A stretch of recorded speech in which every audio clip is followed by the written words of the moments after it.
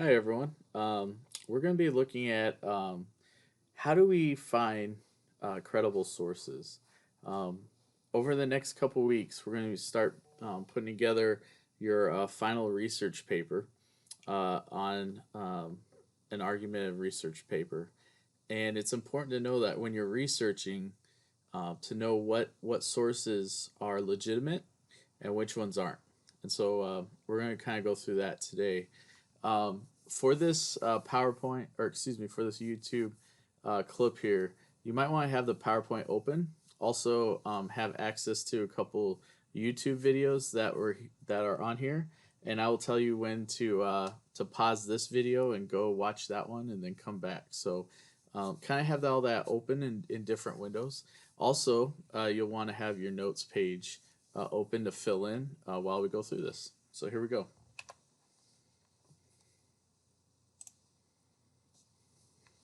So it says, how many times have you heard someone say they watched or read something on the internet, so it has to be true? So I want you to watch this video called The Spaghetti Harvest. And also, I want you to click on the link dhmo.org. I want you to think to yourself, are these real or are they not? Okay. So right now, if you want to go ahead and go back to Google Classroom, you can click on the video here, watch it through the whole thing, and then go to the website. Maybe search around a little bit. Take 5 minutes or so to do that, and then come back to this video.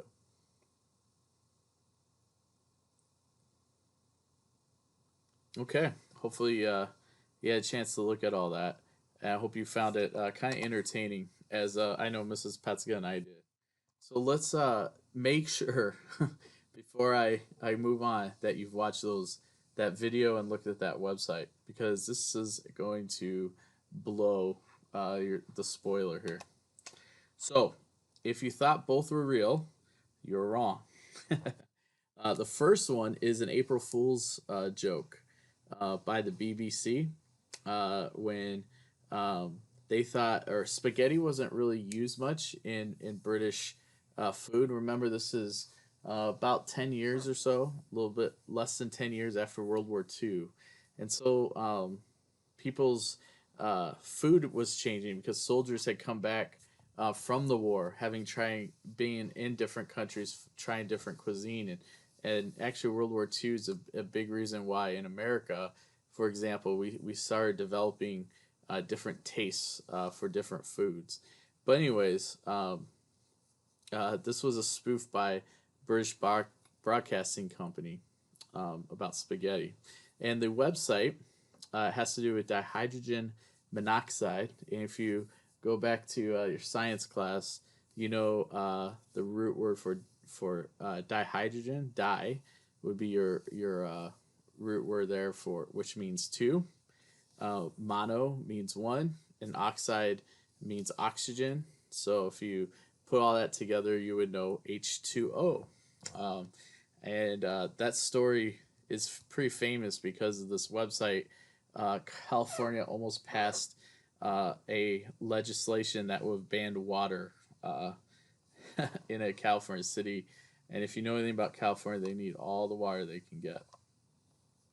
So, just looking at websites, watching something on the news doesn't necessarily mean it's a reliable source. Okay, so here's some things that we want to look at. Credible sources are trustworthy, meaning that you know that what you're reading and watching is factual and true. So the thing you want to ask yourself is, what should I look for in a source that is credible? So we have five W's. Okay. Who, what, where, when, and why. And these are questions that you should be asking yourself all the time when it comes to what someone is saying or what somebody's doing. And in this case, when we're looking at what sources are credible. So, who has to do with the author? Who's the author of the source? Okay. Knowing the author and where they're getting their information is an important way to judge their credibility. Credibility means how honest and trustworthy they're being. Okay, so what should you look for, especially when you're researching on the internet? One, you want to look for the author or organization's name that is visible on the website or the content. If you go back to that water website, it's kind of, to be honest, it doesn't look very professional, does it? And it's kind of hard to see where things are there if things are honest or not.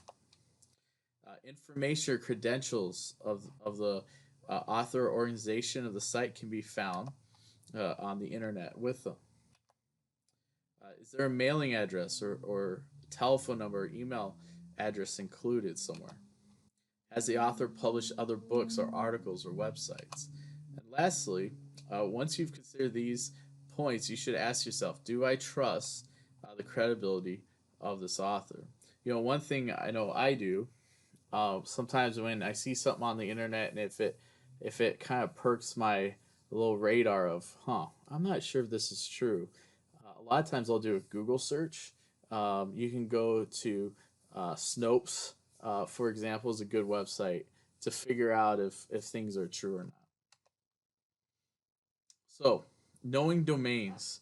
Domains are really important when it comes to web research. Okay, a domain is a website often used in combination with domain extension. Domains are really important because they give a lot of credibility. Okay, edu refers to school. Um, gov has to do with the government.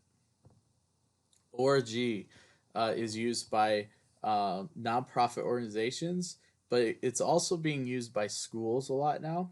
I've noticed too, including Johnsburg. .com has to do with a for-profit business. These are obviously the most popular. Most websites are .coms, and then not debt, not .net, excuse me, is intended for organizations involving network technologies. But I will tell you, I have used or helped create websites before for our church and other organizations. Um, you pretty much can use any domain you want, and that's kind of what makes this whole thing kind of tricky. So, if you want, let me show you. These are all the different domains that you could use. Obviously, more are popular than others, but you can see the list is almost endless um, as you go through uh, the different ones, even .baby there. So um, you can see this list is huge. It's just crazy. So it's definitely worthwhile to make sure you're aware of those things. So, what info does the source include, and what does the source look like? It's critical, and as a reader, it's important. It's your job to know what information is accurate or not. And when you're writing a paper, whether it's for your seventh grade class or when you're in high school or in college or even for some of you, you will go to grad school too. It's up to you as the person who's writing your paper to make sure your sources are accurate. So, what info should you include? Some things again to look for. Does the information presented make sense? Is there enough information? If there are other links to additional relevant studies and sources, it's probably a good sign it's true. You want to especially look for those sources. A sitemap and index are good things as well. For number two, you should be very suspicious of sources that have lots of spelling and grammar errors. Does the page exhibit a point of view or a bias right away? Does it mean that doesn't mean it's necessarily good or bad, but it gives you an idea of what's the point of view of the research. Something that I always find interesting as a person who likes coffee a lot. You'll hear people every once in a while, or even on the news, they'll report a research done that shows that coffee is bad for you or it's good for you. Well, if you dig into the people who did the research, they tend to be other companies who are trying to either encourage you to drink coffee or discourage you from drinking coffee. Is the site easy to navigate? Are there drop down menus? Um, Things like that. Okay. Beware of pages containing lots of advertising because advertising can impact content. For example, news organizations have lots of or have advertisement, and yes, advertisement, those companies can impact what information is shared. So, the next question is where? Where is your source published? Okay.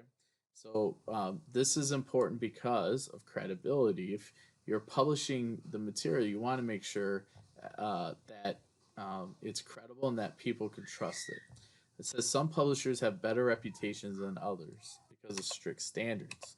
So what you do look for again is a publisher a well-respected organization such as a university or even a government website? Is a publisher selective? Can with what they publish? Okay, Wikipedia is an example of this, but Wikipedia also, despite the fact for your presentation, we're not going to have you use Wikipedia. Excuse me, for your paper, we're not going to have you use Wikipedia because Wikipedia at times is not considered a credible source. Now, I want to caution us on this. This is not always the case. And as you go along in your schooling, you'll learn, you'll hear from different teachers, different opinions on Wikipedia. In social studies, for example, I've said, yes, you can use Wikipedia. A lot of it depends on what kind of research you're doing. So, knowing when something was published or updated is also critical. So, you want to make sure that your sources are up to date. And research changes constantly. And that is very true. I've seen it change a ton just in my lifetime, going from mostly books or magazines and even newspapers to most research being done on the internet. So you want to look for when was the page created, what was the copyright date, when was it last edited, is important. Is the date current? Sometimes you'll go to websites and you'll find out this is information that's been out there for 10, 15 years. On the internet, that's ancient. Okay. So you want to look for updated information. 3 to 6 months, there you go. Are the links functional? Okay. The more current and updated a source is, the more accurate it's going to be.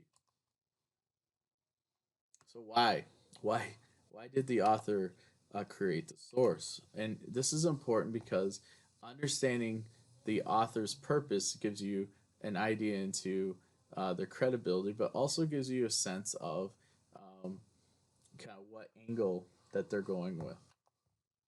So, is it trying to persuade or convince the reader of something? Again, be careful because sources may be biased towards particular points of view. Is the site sponsored by some organization to gain money or advertising? Uh, do the links take you to irrelevant external sites? You probably don't want to do that. Is it expository and simply trying to give the reader facts? Or is it telling you, is if it's more of a narrative, chances are there's a story with it, which can kind of trying to persuade you towards one way of thinking. That should be a caution.